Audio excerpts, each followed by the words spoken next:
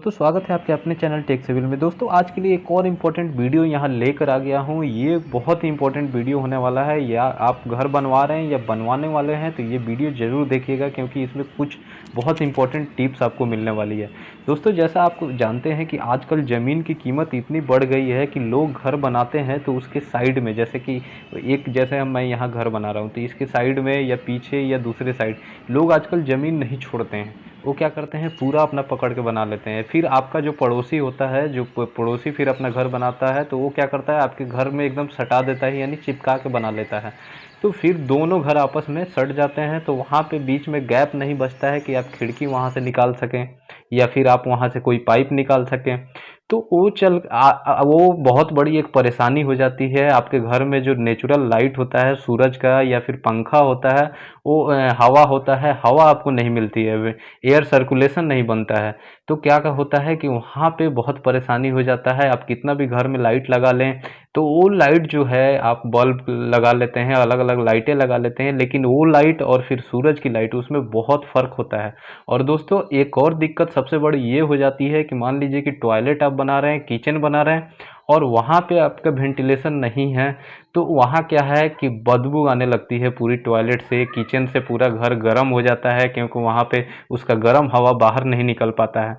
तो ये बहुत बड़ी समस्या हो जाती है, बदबू का माहौल होता है, घर का पूरा वातावरण खराब हो जाता है। तो दोस्तों ये बहुत बड़ी आजकल समस्या हो गई है कि ज़मीन नहीं छोड़ा जाता है। अगर आप छोड़ देते हैं, पड़ोसी नहीं छोड़ता है, तो फिर वहाँ झगड़ा भी होता है। तो इन सब समस्याओं का समाधान के लिए मैं ये वीडियो बना रहा हूँ, और ये वीडियो आप ध्यान से एंड तक देखिएगा। दोस्तों वीडियो अच्छा लगेगा तो आप इसको लाइक कीजिएगा, शेयर कीजिएगा और साथ ही चैनल को ज़रूर सब्सक्राइब कीजिएगा, ताकि ऐसे ही नए नए इन्फॉर्मेटिव वीडियो आपको मिलती रहे।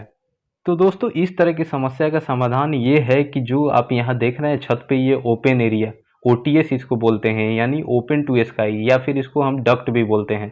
तो ये ओटीएस आपको अपने छत में बनाना है। ये ओटीएस आप कब बनाएंगे, जब आप छत की ढलाई करवाते हैं तो उसी टाइम आपको डिसाइड करना पड़ेगा कि कहाँ पे आपका जो नीचे का, जहाँ कमरा बना रहे हैं, किचन बना रहे हैं, बाथरूम बना रहे हैं, तो वहाँ पे अगर आपका साइड में आपके जगह नहीं है, पड़ोसी का वहाँ ज़मीन है और आप उधर जगह नहीं छोड़े हैं, तो आप वहाँ पे एक ओपन एरिया दे देते हैं।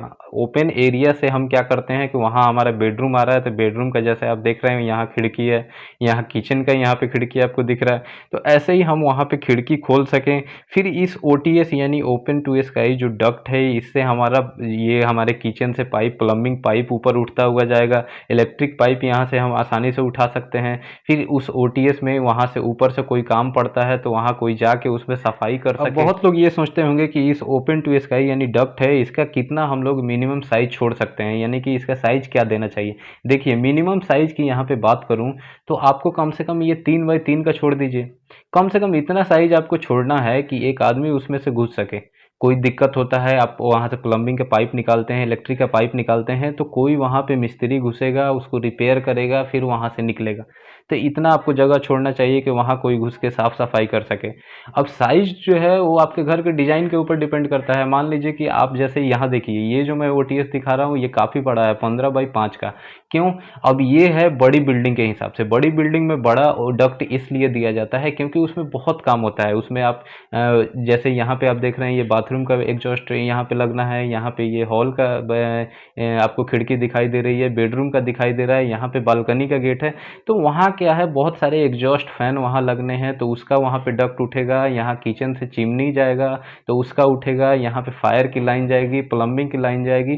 तो इसलिए आप उसका जो साइज है वो अपने डिजाइन के ऊपर दे सकते हैं कि वहाँ पे कितनी खिड़की आनी है तीनों साइड से। मान लीजिए इधर भी एक अगर खिड़की रहता है, इधर भी आपका एक किचन है, बाथरूम है, तो उस हिसाब से आपको उसका साइज देना है। मिनिमम साइज की बात करें तो आप 3x3 का छोड़ सकते हैं या फिर 3x2.5 का छोड़ दें, तो भी उसमें से आराम से आदमी घुस के अपना काम करके निकल जाएगा। अब छोटे मकानों, जो जैसे हम मकान अपना बनाते हैं, तो उसमें जो है अपना साइज अपने हिसाब से हम दे सकते हैं। जहाँ हमें ज़रूरत है एक ओटीएस दे सकते हैं या 2 दे सकते हैं। इससे हमारा क्या होता है कि साइड में हमें ज़मीन छोड़ने की ज़रूरत नहीं पड़ती है और यहाँ यहाँ से हमारा बहुत काम आसानी से हो जाता है। इससे लाइट भी जाती है, हमारे एग्जॉस्ट फैन का भी यहाँ पे जो हवा है सर्कुलेशन है वो बना रहता है। साथ में बाथरूम का प्लम्बिंग पाइप, इलेक्ट्रिक पाइप निकाला जाता है, क्योंकि हम तो बाहर जगह छोड़ते नहीं हैं, तो हम बाहर से पाइप निकाल ही नहीं सकते हैं। इसलिए हम जो भी काम करना है हम यहीं से कर सकते हैं और आसानी से हम अपने छत पे उठा के फिर अपना जहाँ भी ले जाना है ले जा सकते हैं यहाँ डक्ट से। अब बात कर ले कि इस डक्ट को बनानी कैसे है, तो देखिए जब आप छत की ढलाई करेंगे तभी आप अपने साइज के हिसाब से इस डक्ट को छोड़ सकते हैं। और जब छत का आप सरिया बांधे तो आप कोशिश करें कि सरिया उसमें भी डक्ट के आर पार आप बांध दें। यानी जैसा आप देख रहे हैं कि सरिया यहाँ पे कंटिन्यू दिया गया है, सरिया को यहाँ पीछे नहीं काट के ख़त्म नहीं किया गया है। इससे देखिए फ़ायदा क्या होगा, अब इसके ऊपर आपको यहाँ पे ग्रिल वगैरह लगाने की ज़रूरत नहीं पड़ेगी और कोई इसमें से गिरेगा नहीं। ये सेफ्टी के लिए भी बहुत अच्छा है। और ये सरिया जो एक दूसरे से जॉइंट रह रहा है तो छत भी आपका मजबूत हो रहा है। सरिया अगर आप काट देते तो हो सकता है छत में वहाँ जॉइंट ख़त्म हो जाता, तो वो कमज़ोर हो सकता था। तो ये फ़ायदे की चीज़ है, तो ये आप रहने देंगे। दूसरा, जैसे आप यहाँ देख रहे हैं ये जो डक्ट दिखा रहा हूँ इसमें आपको दिख रहा है कि सरिया नहीं है, यानी कंटिन्यू नहीं किया गया है। क्यों? क्योंकि इसके किनारे किनारे वहाँ पे बीम है, तो बीम में सरिया ले जाके उसका ख़त्म कर दिया गया है, तो छत भी हमारा कमज़ोर नहीं हुआ क्योंकि बीम है, बीम का सपोर्ट वहाँ मिल रहा है।